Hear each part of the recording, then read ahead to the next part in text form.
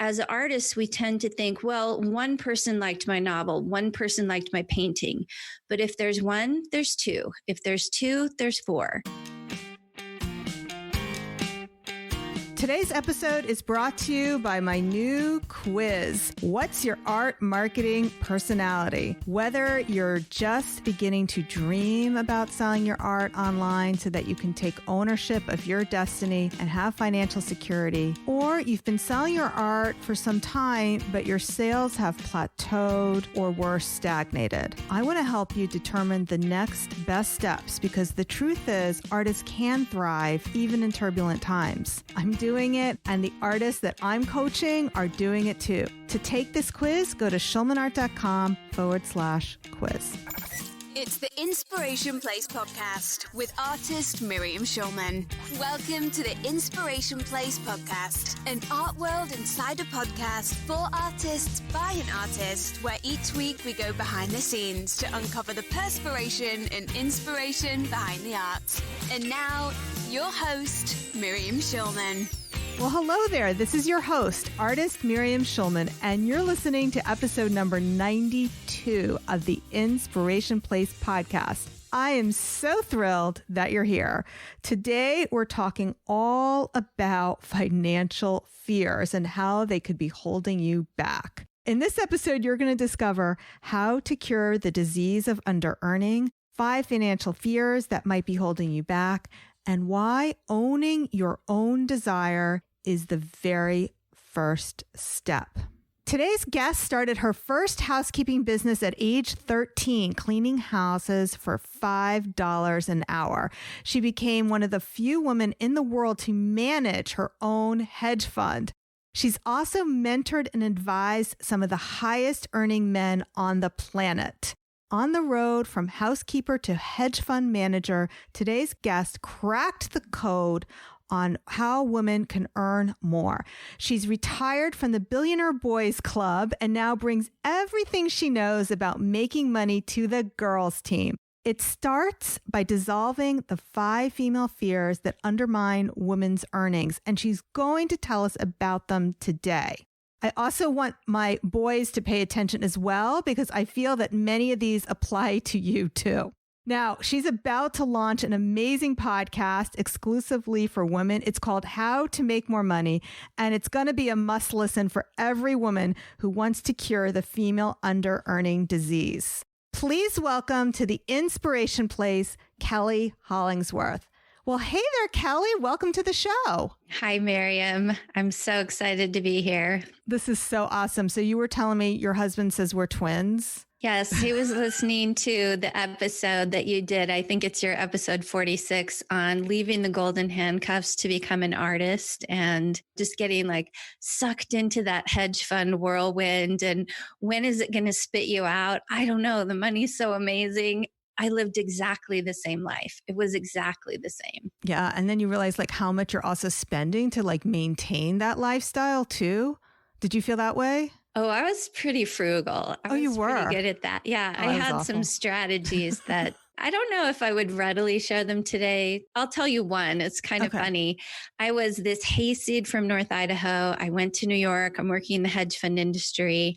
I did not fit in. When people would say, we're going to the country for the weekend, I didn't even know they meant they were going to the Hamptons. Right. I thought, the country, where is that? So one time I said, oh, I'm going to the country too.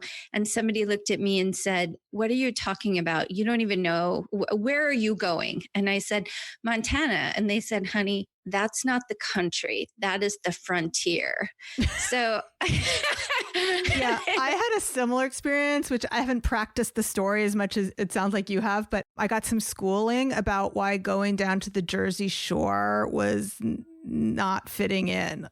Right. Yeah, you like one of the traders gave me a hard time. I was like, what do you mean you're going to the Jersey Shore? I was like, well, because I'm from New Jersey. What Jersey girls do. I don't know. Exactly. I was trying to fit in with these people and I had no idea how to do it. So I went to Saks and I bought myself a mink coat. And I don't... I'm laughing already.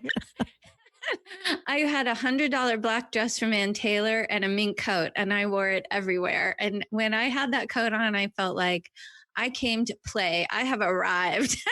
And I think that created an energy for me. I don't like to tell that story because these days I wouldn't buy a mink coat. Yeah. I was so clueless then. I would wear it to vegan restaurants. Oh my Just goodness. Clueless. Right. Yeah. I thought Ann Taylor was having arrived as well. Yeah, like me too. My first suit was like from Strawberries. Do you remember that place? It's basically like the Kmart of suits. Like, right. What did it cost? Oh, who knows? Like $30. I don't know. But it looked it. I just didn't get it. You know, it had shoulder pads. It was extremely sexy and it was very inappropriate. And so then Ann Taylor, I felt like I had arrived with Ann Taylor. Mm-hmm. I was just as silly. I just didn't think I was silly. I want to hear about your first business that you started when you were 13, because I was particularly intrigued by your brilliant copywriting that you used when you were pitching people for your services. You and I have so much in common. We both grew up in poverty without a dad. I think you said your dad died when you were 5. Mine just disappeared. So my mother delivered newspapers to support me and my 2 sisters. And she also was trying to get a college degree. So she'd get up at 3:00 in the morning, go run the newspaper route 365 days a year, and she would go to school all day. And she was very stressed out. So the only thing that would make her happy was when the house was clean. When she was able, before my dad left, for example, we had a Girl Scout troop. It was actually brownies. And she would teach us all. Here's how you wring out a wash rag so it won't smell mildewed. Here's how you make hospital corners. Nobody liked to come to our brownies meeting. I think she was the leader for 1 year and then they didn't want her to be the leader anymore. But I learned how to clean a house like no one else knows how to clean a house. And so when I needed money, I was 13 years old. I took a little bucket and all my cleaning supplies over to the fancy side of our neighborhood, back to the golf course instead of to the freeway. And I would go over to the fancy side of the neighborhood and I would knock on doors and I would tell people about my mother teaching me and the other girls in my brownie troop how to clean house. And then I would say, you know, she's divorced now. Our dad is nowhere to be seen. Me cleaning the house is the only thing that helps my mom relax and gives her a smile. So I do it all the time. I know where dirty odors hide. She would point out a corner and she'd say, look at that dirt. Do you see that dirt in that corner? That's what makes your house smell dirty. So I would explain to them, I've been cleaning my mom's house this way and it makes her smile and it makes her happy. And I could do the same thing for you. And when I'm done, it won't just look clean. It will smell clean for the entire week until I come back to clean it again, because there won't be any little dirt that can hide where people can smell. If your house smells dirty, it will smell clean every time they walk in. And they would smile and nod. And it went on for way too long. And if they didn't hire me, they would say, well, we don't need to hire you, but I think that Bob and Linda across the street, they need to hire you. So go talk to them. I got clients. I had clients that way for $5 an hour cleaning their houses. And that's what I used anytime I needed money. Which I want to point out was a lot of money when you and I were 13, because I think you're about the same age as me. So it was like, that was a lot of money. Like babysitting was what, $2 an hour if you were lucky, right? Yes. I was high ticket even then. Love it.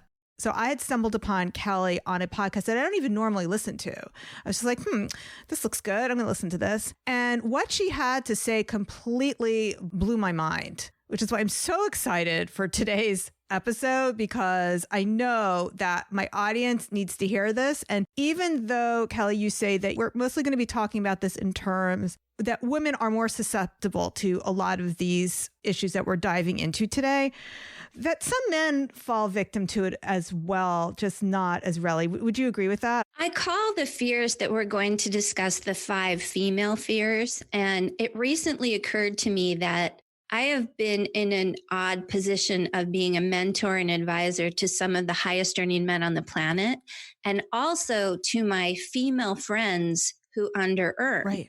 So I have developed the impression that men don't suffer from these fears. No, just the highest earning men don't suffer from these fears. Yes, exactly. It could be the case that there are men outside that, small group who do suffer from them. Yeah. So I've heard you say under earning for men and women are two sides of the same coin. Let's talk about that. When men under earn, it is because they think they know more than they do. And when women under earn, it is because they think they know less than they do. And this is why at any given level of employment or entrepreneurship, what you will inevitably see is men who are earning above their pay grade and women who are earning below their pay grade. I think it was ZipRecruiter conducted a study and they said men will apply for jobs when they know 60 to 80% of what the job requires. They have 60 to 80% of the skills or the credentials or whatever. Women will not apply unless they have 100% or more. Wow. Interesting. So having been in the hedge fund, I know that they were even trading on bets, at least at my hedge fund. Well, my hedge fund, Kelly knows, but not everybody knows, my hedge fund famously went under. They were trading millions of dollars on securities that they had no business doing, and they didn't seem to have a problem with it. But because it's like you said, they didn't feel they needed to know everything about it. And sometimes that worked out for them, and this time it didn't. So now we're going to talk about cockroaches. Oh, good. Now, the cockroaches, just have nothing to do with Kelly's housekeeping. Definitely not. No, definitely not. So talk to me about why opportunities are like cockroaches. I love this expression. Well, as you said in the intro, I started a hedge fund. I think there are about, 5 women in the world who've ever managed a hedge fund. I remember somebody asking me, what do you do? And I said, I manage a hedge fund. And they said, well, whose hedge fund is it? And I said, it's mine. And they said, what are you talking about? You can't just start a hedge fund. And I said, well, yeah, you can. I did. Yeah, you're such a baller. I'm like... Thank you. I was working at what's called a fund of hedge funds, and we would allocate money to other hedge fund managers. We had a mandate at our firm that we wouldn't invest with a manager unless he had this much hundreds of millions of dollars under management. What we knew, though, is that the more money a fund is managing, the less successful it will be. And I thought, well, that's ridiculous. Why don't we go find the guys who are managing nothing, who are really talented, and give them money? So I started a joint venture with my firm. I went out to find the best trading talent that I could find. I found the single most gifted S&P trader that I've seen before or since. And for your audience who doesn't know what that means, you just bet if the stock market's going up or if it's going down. I convinced him to let me start a hedge fund around his talent. And he said, okay, I'll trade your money and whoever else you can get to invest in this thing.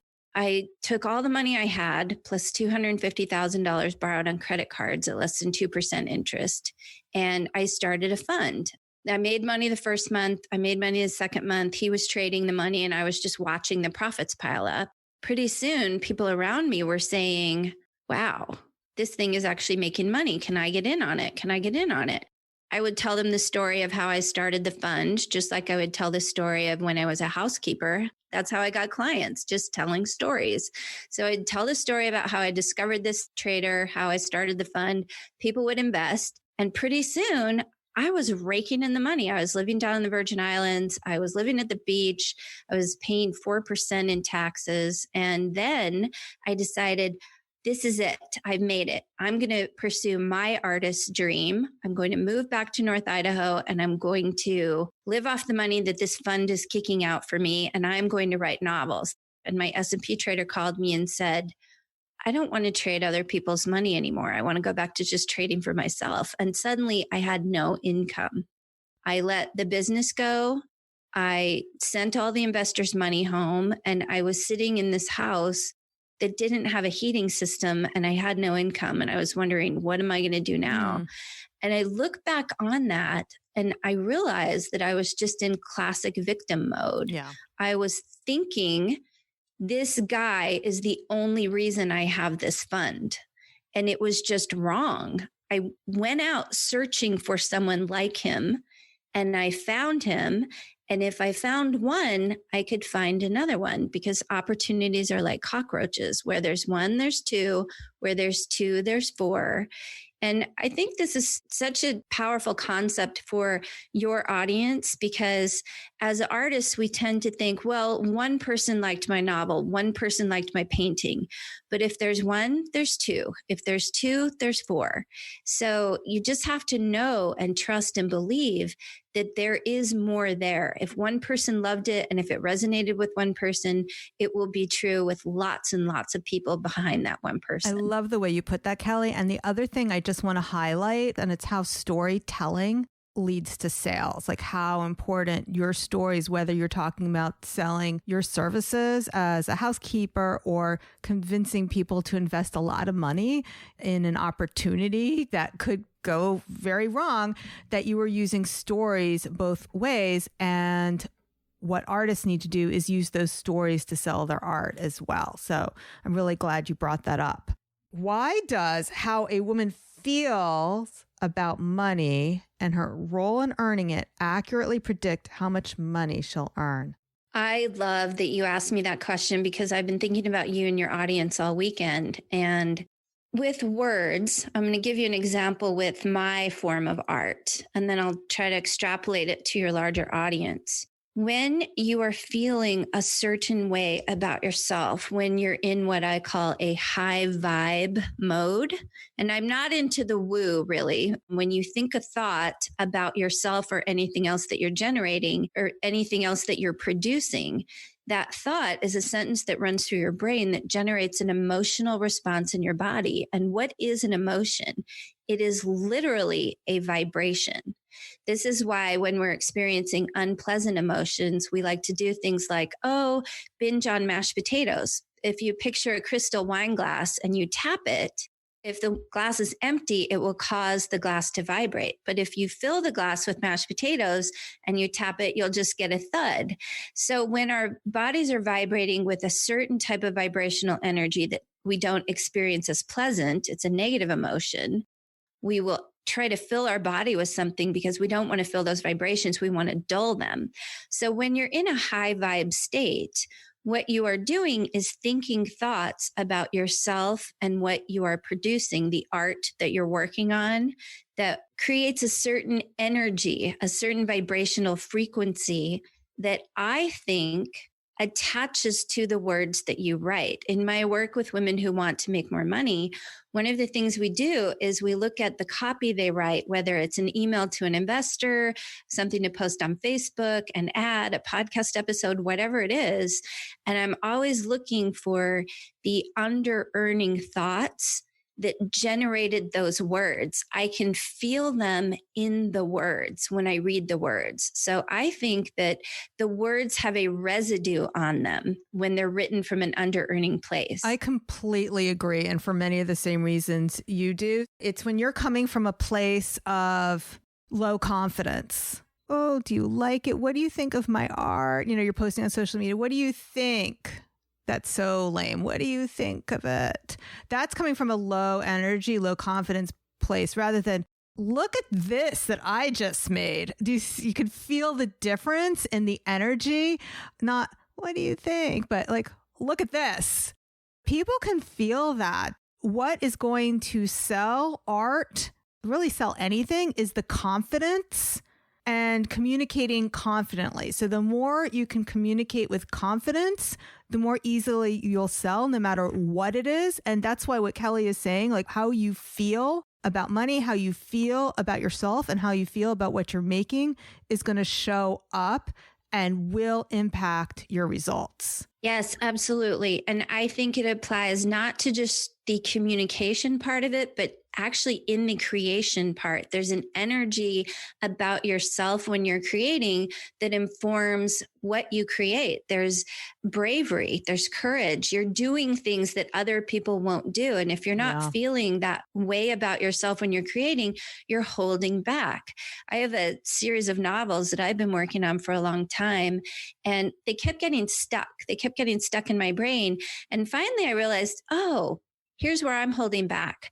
my characters always want to get into bed with each other and I don't want to let them because I'm afraid to let them go there. Yeah. I finally realized I'm just going to have to publish a series of steamy novels for smart women. It can't just be, I have to have a little more courage than that. Yeah. So I think with art, especially whatever it is that you're hiding from because you're feeling unconfident, that will impair your art and it will impair the way you describe your art to others. I had a painting mentor, watercolor mentor, Mel Stabin. He used to tell us that the big difference between amateur artists and thriving professional artists is amateur artists, they're afraid to be bold. And thriving artists are afraid that they're not being bold enough. And that's true, like you said, not just with the art. He was talking specifically with art, but I also see it, Kelly, with my students, with their marketing.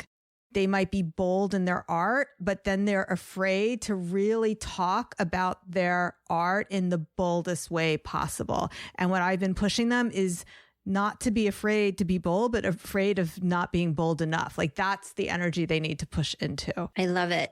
Art is truly a business in that respect, because that's what every business owner needs to do. But artists need to do it more than anyone because we all sort of understand what certain products do in the market. With art, often the artist is our guide to educating us what the meaning of it is. And if you're not being bold about that and being really forthright about what it means, you're not helping people into the journey of experiencing the art and really loving it and understanding it. That's really well said. By the way, if you want to turn your passion for art into profits, but you're lacking a solid strategy or a winning mindset, I can help you. Of course, I have a program that helps with that called the Artist Incubator. But if you're not sure if you're ready for that program yet, you can take my quiz to learn the next best steps for you. This quiz is based on my experience of working with artists inside my Artist Incubator program, and the results are highly personalized. If you want to take it, go to schulmanart.com/quiz. It only takes a few minutes. And you know what? I'd love to hear your results. So after you've taken it, please tag me at schulmanart on Instagram or send me a direct message and let me know what your results are. I can't wait to hear from you. Now, back to the show. Why do you say that reasonableness is the real glass ceiling holding back women? It is so pervasive when I first start working with women on their income goals and how they're going to hit them. They say, well, this is what I want to make. And I say, really? If 10 times that amount just dropped out of the sky and landed on your desk, you wouldn't be thrilled? Well, of course I'd be thrilled, but I just want to be reasonable. So when you decide this is where it is, I'm being reasonable, it's less than I want, but this is reasonable. Your brain, it's like putting a governor on a sports car. You can't go any faster than what your brain thinks is reasonable. I never would have believed as a 13-year-old housekeeper, but I totally believe it now. It is so much easier to earn a lot of money than it is to earn a little bit of money. And so if you're thinking, I want to be reasonable about the amount of money that I earn, you're basically just saying, I would like a really difficult financial road in front of me. Yeah. That's what reasonableness means. Yeah, that brings us to number one. So this is... I love these 5 things that Kelly has for us. And what I love even more is your car analogies. Commercial success as an artist is like taking your car out for a road trip. You are driving towards artistic success, meaning not just recognition for your art, but also you're getting paid for your art. And what is the first thing you need to do when you're going on a road trip? You have to get in the car. What happens with so many artists is they've bought the car, they've paid for the lessons, they've paid for the supplies, they've paid for the classes, they've gone to art school, they've devoted weekends and evenings and years to perfecting their art and their skill as artists. And it's all right there. But when it comes time to getting in the car that takes them towards commercial success, towards money, what happens is they don't want anyone to know that they want money in exchange for art. Oh my gosh. Do you know how many times I interview people for my artist incubator and I ask them, if I could wave a magic wand, what is your art career going to look like? And they cannot tell me how much money they want. They say things like, I want, like very vague things. I want recognition. That's what they'll say. I want recognition. I want Instagram followers. I says, yeah, but we're talking about making a living from this. So how much money do you want? They don't want to tell me. Like it's a dirty subject. Completely. Rooms full of women, I will ask that same question. What do you want to make? Well, I don't know. And I'll say, well, if I'm writing checks, how big do you want your check to be? Would you be delighted with 100,000? Yes, I would. Would you be delighted with 500,000? Well, yeah. How about 1 million? They're even more delighted. So they want the money. They have no problem with money just flowing to me. And they want to put their work out into the world and help people with it, whatever it is they do. What they are really uncomfortable with doing is connecting those two things. And they are inherently connected. Just like in commerce, it's a coin. You get money on one side of the coin and you provide art on the other side of the coin. That's the only sustainable model there is, unless you can find a benefactor. Yeah. But it's much easier to just create art that other people want in their lives and that they're willing to pay money for. And then you don't have to have a third party in there. So owning their desire. This is the one thing that stood out for me as being a mostly female problem, because I really feel that at a young age, socially, boys and men are allowed to talk about how much money they want to make. And I think that we train girls not to. And I feel like it's part of like that sexual repression too. Like we're not allowed to want sex. We're not allowed to want money. So taking ownership of wanting money is something that we as women sometimes have a problem with. Yeah, it's foreign to my experience. Always admitted, and it's interesting, I would use the word admit, right? Right? Yeah, like it's something to have. Yeah, I'm admitting that I want it. Dirty. I was very transparent. I want to make money. I'm going to make money. And it felt very foreign to me when I started working with women that this would come up. I'd be like, what is happening here? But yeah. I saw that they feared communicating that they wanted money in exchange for what they did. I don't know how much of it has to do with our backgrounds, because for me, Kelly, it was like, well, when I first started working, well, if I'm going to do something for money, it better be as much money as possible.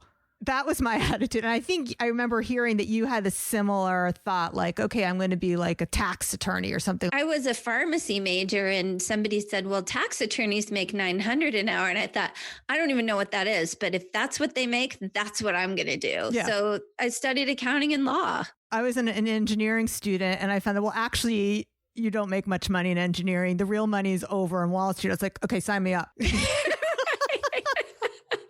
I had no shame in that. I had debts to pay back. I had student loans to pay back. I had no shame in it. And I started off, I was making more money than my husband my very first year. This is something that people who are creatively minded, the artists of the world, don't think about. Be your own benefactor. Yeah. If you can make $900 an hour, you don't have to work very many hours to have a lovely studio and all the supplies and classes and lessons that you want. And that was always in the back of my mind. I never wanted to work all the time. I wanted every hour that I worked to pay off in spades so that I could do the things I wanted to do. But it's okay to want money for your artwork. That's the point. Like when I'm talking to people and they say they just want recognition, I was like, well, you don't really need me for that. You know, being popular and making money are two different paths. Yes. You can have both, but popularity doesn't mean you'll be making money. Right. For the artists of the world, for everyone, but especially the artists, I think it's important to notice that people love spending money on art. They do. They do. They do. They want the prestige of a big price tag. Myself and my clients, we're all selling lots of art right now. Art sales have not stopped during this whole coronavirus pandemic. People are buying art and spending good money on art. it's really a myth that, you're going to starve as an artist. If you have an attitude of a starting artist, you will starve for sure, because you will find evidence of that and make it true for yourself. But it doesn't have to be that way. All right, let's move on to number 2. Walk us through it. If you overcome your fear of desire, that means you're readily acknowledging, yes, I want money in exchange for art. That puts you in the driver's seat of the car. The next thing you have to do is engage your brain in that process. In the car analogy, it is the equivalent of actually putting the car into drive. So what a lot of people do in their business, particularly creatively minded people, is they're like a little kid standing on the driver's seat of mom and dad's car, and they're pretending they're driving the car, but the car isn't in drive and it is going nowhere. Yeah. And the engagement that happens in a car is you put the transmission in drive. In your business, the engagement is, I am mentally engaged in the idea of being a working artist. What I see so often in disengaged people, disengaged entrepreneurs, is I just want to be present for someone else or something else. I hear it a lot with working moms. I just want to be present for my children. What that means is, it sounds lovely. Yeah. It's the loveliest sounding thought in the world, but it's so damaging, because if you are the parent who wants to be present, what that means is when a child is in the room, I am mentally occupied only on that child, even if the child is doing something else and not thinking about me at all. Yeah. So we have begun to insist on a level of empty-headedness in the parents of the world. And I see it even now. I love to watch Mad Men. And if you go back to the 50s and 60s, when children were in the room, parents were thinking about other things. But now when children are in the room, everybody's eyes are on the child. We are all being present for the child. When we demand that kind of mental engagement in the role of parenthood, essentially what we're doing is taking a mental backseat in our business. Our brains aren't great multitaskers. If we're engaged in one thing, we cannot be engaged in another thing. It's like having your car in reverse and thinking it can go forward.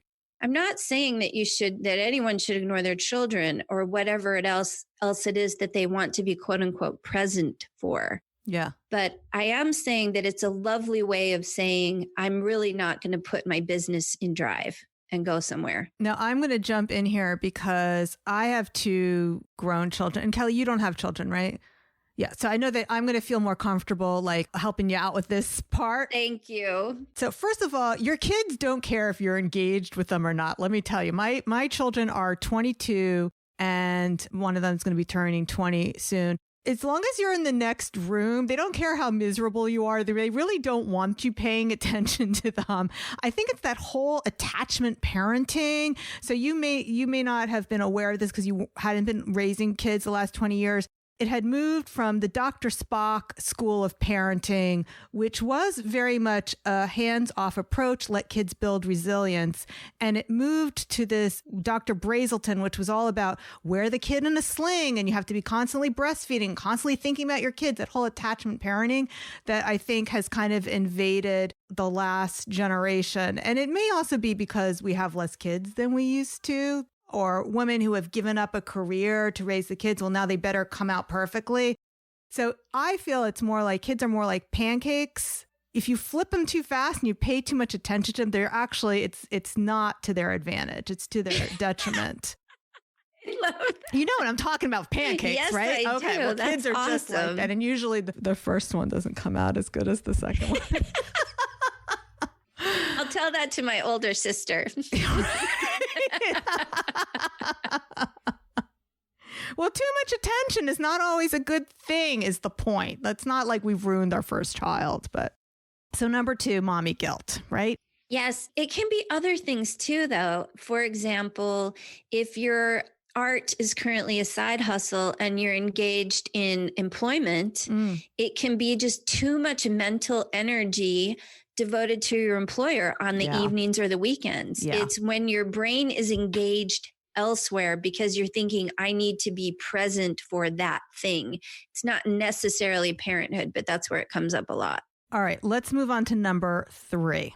This one, I'm really loving that we're having this conversation for your audience of artists because I had never considered this angle before. Once you're in the car and the car is in drive, we're not playing around anymore. We're actually going to go on this road trip to entrepreneurial success. What do you have to do then? You have to raise the garage door and you have to take your foot off the brake. And why do so many people hesitate to do that? I was thinking that it's women because they fear being seen. What women say is, I need to lose 20 pounds. I need to get the Botox. I need to get that facelift. I don't look good enough to go out and participate in commerce. And so the third fear that keeps people from making money is called the fear of visibility. But I could totally see that with your audience, it goes well beyond your personal appearance and it extends to the appearance of the work you've created. Yeah, because once you put it out there, it's open for rejection. There's that vulnerability of, does it look good enough? Is it aesthetically pleasing enough? And then some of the excuses I'll hear, which may not even be the real reason, it could just be the fear of rejection. They'll say, I don't want to put it on the internet because somebody might steal it, like steal the image, which is a problem, but it's not like it should stop you from, like you could get bitten by a shark. It doesn't mean you never go in the ocean. Yeah, people can steal and they have stolen. And there are ways of going after them. But people will come up with all kinds of reasons why they don't want to put their stuff out there when really it comes down to a fear of rejection. Well, the best thing you can have as an artist is people who want to copy your work. That's true. If they want to do that, that means you've arrived. That's Every true. working artist who is successful is going to experience that. So you should welcome that. The fact that they're copying it means you're creating something that people find important or pleasing. They're going to copy it anyway, too. So unless you just want to hide away and never sell anything and not, just pretend to be an artist, I'm not saying, by the way, I know I have a lot of listeners who paint for fun. There's nothing wrong with painting for fun. But if you want to make a living as an artist, you have to be willing to put it out there and you have to be willing to risk being rejected. You have to be willing to risk people copying you. That's part of the trade-off. Coca-Cola didn't say, oh, somebody copied me. I can't sell any more soda. I really like to avoid using the word risk around any business endeavor because tell us more. Our brains are taught entrepreneurship is risky, business is risky. And I tell my clients all the time, if you tell your brain this is a risky endeavor we're going into, it is going to push back. Your brain is designed to do one thing primarily, and it's keep you alive. And so this whole idea of it's going to be risky, you have to be comfortable with risk, you just have to take the risk, feel the fear and do it anyway, it's nonsense. It shuts you down. There is nothing risky about entrepreneurship, and here's why. Human nature is human nature. People want what they want. Everyone wants beauty in their lives. Everyone wants to feel meaning. Everyone wants to experience that happy ending. Everyone wants to own a beautiful thing and have it be a part of their life.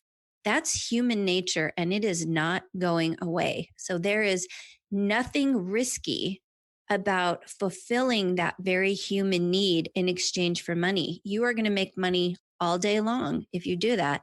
It's like selling hamburgers to people who just came off Survivor after 30 days of Survivor. If you're the dude with a hamburger stand there, you're going to make money. People want hamburgers and they're going to buy them. It's lemonade at the Mojave Desert. If you're selling beautiful works of art, it is a certainty that people will want to buy them. There's nothing risky about that. Yeah, and right now with people staying home, I think that's one of the reasons why the art sales have actually gone up the last few months. For me and many of my friends and my clients, we have experienced a real surge in art sales. People are home and they want beauty and they want luxury. I think you had mentioned earlier, Kelly, how people want to spend a lot of money for art. I do. Look at the bare wall behind me. I can help with that. Yes, exactly. Something needs to be done here. Fear of visibility. Is that the way you put number 3? Okay. Mm-hmm. To fear of confrontation, number 4. Tell us more. This comes up in my business a lot. I coach women who are subject matter experts in whatever field that they're in.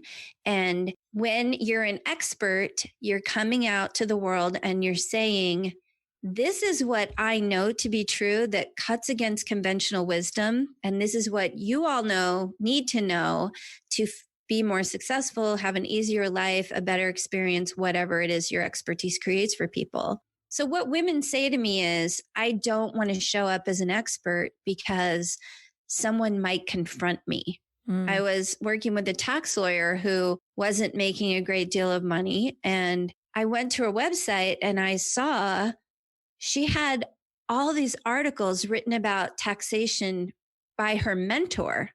She wasn't putting her own words and her own opinions onto the site. And ultimately, what she said about that was, well, if I say what I think, people might confront me. So I could easily see this coming up with your audience in that if you put a price on a certain work, people might confront you about the price.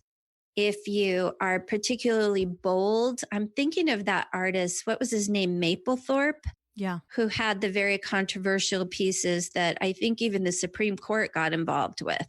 So if you're doing something particularly bold or really great art is very confrontational. I mean, if you go through art history, the art that was popular with the establishment, and you can't even remember who painted the naked Venus with the angels flying overhead, right? Versus, Manet's painting a prostitute lying there where there was her black maid serving her the flowers. So the art that is very confrontational, and what's hard is putting yourself out there in painting in the way that you want to paint, where I see this showing up the most frequently across the board. So whether these are my art students who are just starting out, actually, I see it more with them than I do people who have confidence in their art. They're afraid to move beyond the art that they're creating in the classroom, where it's paint this, paint that, step by step, and they'll be painting in the style of their teacher, and they're afraid to create their own style of art. So that's where I see it coming up the most for artists, like not stepping into their own style and their own voice and their own vision. Yes, I completely agree. I see that in all different areas of entrepreneurship, and probably overcoming the fear of confrontation is nowhere near as important as it is with an artist. Perfect. Okay. So now we're down to number 5. So take us home. What's number 5? It's fear of equality. Once you overcome the fear of confrontation, you actually put your foot on the gas and you get out there and you start doing things in your business and selling your art. And with fear of equality, the question is, how fast are you going to go? Are you going to lay on the gas and just go deep into the thing it is you're doing that the world wants to reward you for with recognition and money? Or are you going to hang back? And the reason people hang back is because of a thought that goes, so-and-so comes first. And it may not be a person. It could be a job. It could be a status.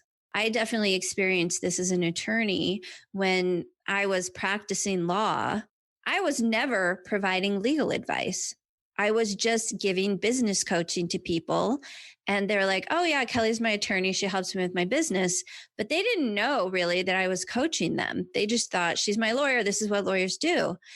And I was reluctant to lose the label of lawyer to be a coach. My legal practice comes first because that's something that everybody respects and understands. And I think it happens with an identity. This identity comes first. It can happen with a career. My husband's career comes before my art. I see creative women holding back in a lot of different areas because they need to do certain things to advance their businesses. But they say, well, my kid's tuition, my husband's laid off, or my husband's on a 50% paycheck right now because of the quarantine. And so the thing that I need to do can't come first. It's necessarily secondary to all these other things. So fear of equality happens whenever we're thinking something or someone else comes first. And that also sounds lovely, but what it necessarily also means, the unspoken, uglier side of that is, oh, my stuff comes behind everything else. And that's what a lot of artists think, but they simply do not say. Yeah. And the way I see this showing up, just to be completely blunt about it with women, is, and I think I did hear you say this, like that you don't want to pass your husband in the car. You don't want to earn more because, oh, that might affect the marriage. Like, I don't want to emasculate him. It sounds so backwards when we say it out loud, but that is really what is going on. And the reason this one is not just a female fear, I know I've heard from some male entrepreneurs who realized that they had earning blocks when they hit like their parents' ceiling, like when they realized that they were going to make more than their father. Like, oh, well, he works so hard and I'm not working hard at all. How can I be making more money than he is? Yeah, that is interesting. This has been a very valuable interview for me to participate in, because I'm seeing that what I thought were the 5 female fears are just 5 financial fears for everybody who's not Paul Tudor Jones. Right. John Merriweather. Okay. Right. Paul Tudor Jones. I love it. Okay. So to wrap this all up, Kelly has a podcast coming up. How can they get on the list so they find out when that first episode drops, Kelly? There's a link and we'll put it in the show notes. I am really enamored with female financial empowerment. So if you're a woman who wants to listen to my show, you can get on the launch list. We can put the link in the notes, and one lucky lady is going to win a nice Louis Vuitton bag. That's what I coveted as a poor girl cleaning rich people's houses. I just wanted one of those nice bags, and so I give them away to women I encounter in business. Beautiful. Okay, so we'll make sure that link goes in the show notes. So it should be coming out in June 2020. Is that right? Yes. All right. Okay. So we're going to include the links to all these places, how you can work with Kelly, in the show notes, which you will be able to find at schulmanart.com/92. All right, Kelly, do you have any last words for my listeners before we call this podcast complete? It's important for artists to consider that prices always rise when demand is higher than supply. What I see a lot of artists doing is creating art rather than promoting the art they've created. And that creates a higher supply than demand. Oh, preach. I have one client in mind, and I'm not going to say her name right now, but you're listening, you know who you are. There's probably a lot of people who this applies to. Yeah. Create amazing pieces and create fewer of them. Yes. And promote them. Yes. Thanks for being with me here today. I loved being here. Thank you for having me. If you really want to ramp up your art business, but you don't know where to start, or maybe you're already a seasoned pro, but you're still struggling because you don't know what to do next, I suggest you find out what the next best steps are for you. So here's what you can do next. If you haven't done so already, go to schulmanart.com/quiz. Take it. And remember, if you're not quite ready to go full time in your art business, this quiz will tell you. That's what took us so long to create it, because the results will really help people in a personalized way. It only takes a few moments. And if you already took the quiz and you got results, I want you to look for an email from me. I'm going to invite you to the next steps, what to do now that you've gotten your results, and I will be giving you your marching orders. Okay, so we've got lots more coming your way. This summer on The Inspiration Place, we're welcoming Gretchen Rubin, Tanya Geisler, and Michelle Martello. And trust me, you're not going to want to miss a single one of these powerhouses. To make sure you don't miss a single thing, hit the subscribe or follow button on your podcast app. And if you're feeling extra generous, please leave me a review on Apple Podcasts to tell us what you love most about the show. Here's how. Search for The Inspiration Place, scroll down, you'll see ratings and reviews, hit 5 stars and write a review. And most importantly, don't forget to hit the send button. And by the way, if you pop your Instagram handle at the end of the review, I'll even give you a shout out over on my IG stories. All right, guys, thanks so much for being with me here today. I'll see you the same place, same time next week. Make it a great one. Thank you for listening to the Inspiration Place podcast. Connect with us on Facebook at facebook.com/SchulmanArt, on Instagram @SchulmanArt, and of course on schulmanart.com.